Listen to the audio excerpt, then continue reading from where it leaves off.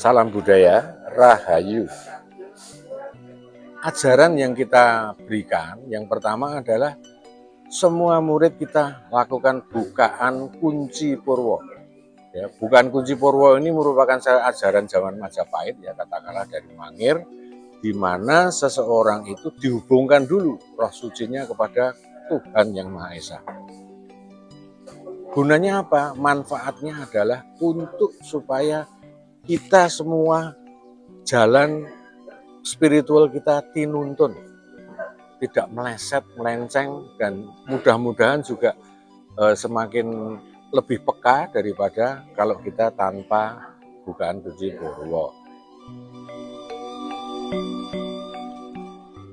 Kemudian setelah itu kita juga ada ajaran yaitu bagaimana karena kita memiliki unsur bumi, api, ya, angin dan air, ya, kita harus bisa menguasai unsur bumi. Nah, unsur bumi ini salah satunya adalah keragaan kita. Makanya sering disebut kanuragan. Ya. Keragaan kita ini tidak lepas dari bagaimana kita memiliki satu kejiwaan, ya, yang bisa memerintahkan raga kita. Maka biasanya di ajaran ini dites betul-betul, dicoba betul-betul, ya. Kemudian setelah itu kita juga harus mengerti tentang api. Ya, unsur api ini harus kita kuasai. Karena ada pembersihan dengan air, ada pembersihan dengan api. Nah, ini juga harus perlu diberikan kepada semua yang ikut pedaran, ya. Maka pada jam 12 siang nanti ada meditasi surya, di mana kita bisa menyerap energi surya, kemudian kita bisa mengintegrasikan dengan badan kita, sehingga kita tuh unsur apinya bisa ada resonansi menyatu dengan semesta. Nah, ini nggak mudah. Kalau cuma hanya pikiran teori bisa, tetapi nanti itu akan berlanjut kalau mau, misalnya, ya, misalnya untuk kesaktian, misalnya pukulan jarak jauh, ilmu lebur zaman Majapahit, ya, lebur saketi dan sebagainya, banyak sekali. Dan ini sudah kita alami, gitu. Nah, nanti murid-murid juga akan mulai mengerti, oh inilah gunanya laku dan gunanya mengerti tentang diri kita, eksistensi kita.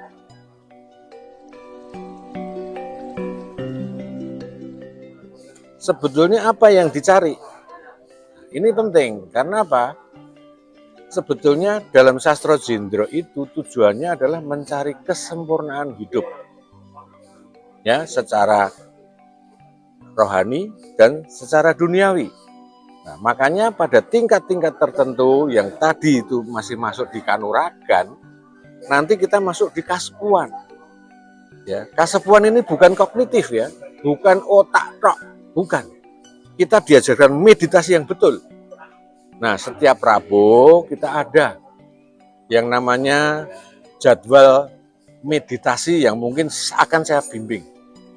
Nah, bagaimana meditasi itu ke dalam, observasi ke dalam. Bagaimana meditasi itu observasi keluar. Ya. Bagaimana kita berbicara dengan bayang-bayang. Itu ada caranya semua.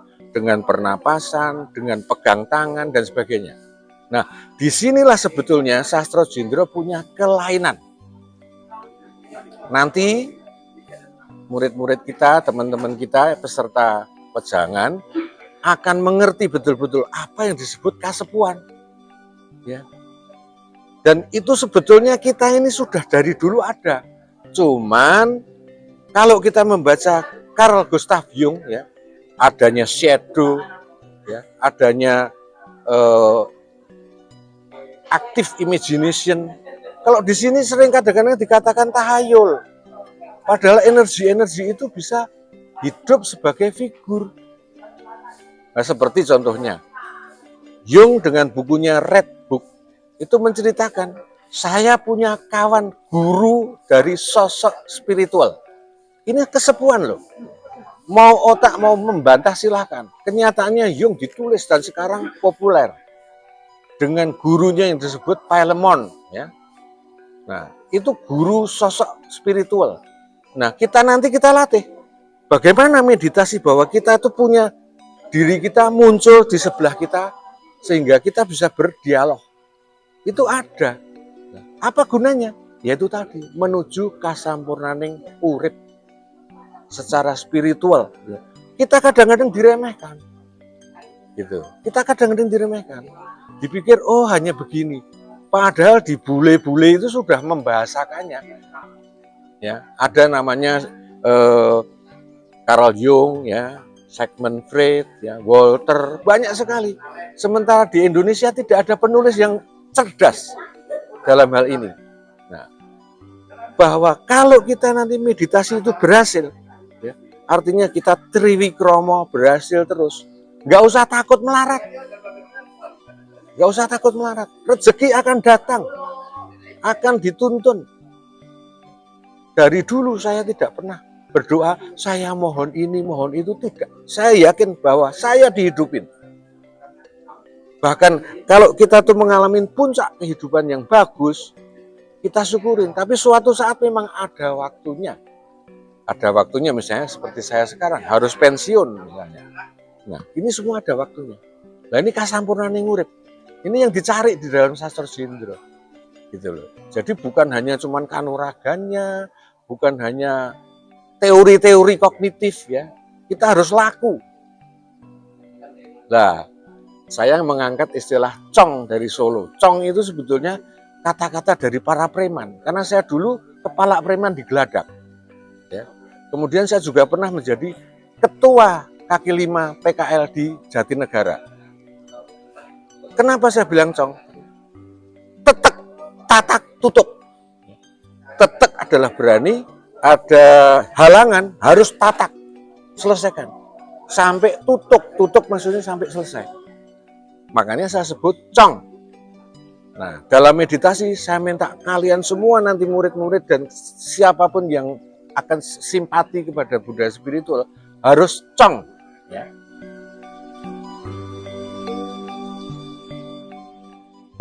Jadi saya pribadi juga ingin mendharmakan apa yang sudah saya dapatkan. Artinya di usia tua ini saya mendharmakan apakah itu pengetahuan, apakah itu materi, apakah itu uang, dan sebagainya.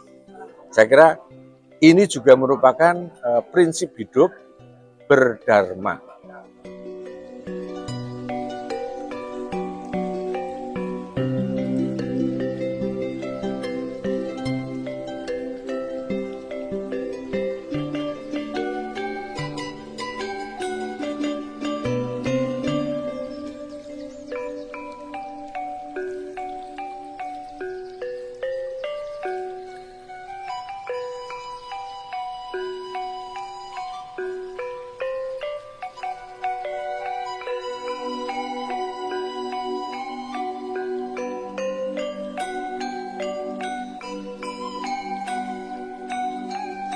Sastra Jindra Living Academy itu tetap membuka murid-murid kedaran, itu bisa dihubungi nanti suatu saat kita akan membuat poster-poster yang kita viralkan di medsos. Ya. Nah, bahkan kita ini sebetulnya secara halus memiliki visi bagaimana kita membangun mental spiritual bangsa. Nanti bisa hubungin saya secara japri atau nanti ada poster-poster di mana kita nanti bisa berkumpul, di mana kita ini, atau mengikuti YouTube kita, ya, itu KCB Channel, ya. Saya kira begitu. Salam budaya, rahayu, sagung, dumadi, salam sehat, salam karejeken kepada semua yang melihat video saya. Matur nuwun.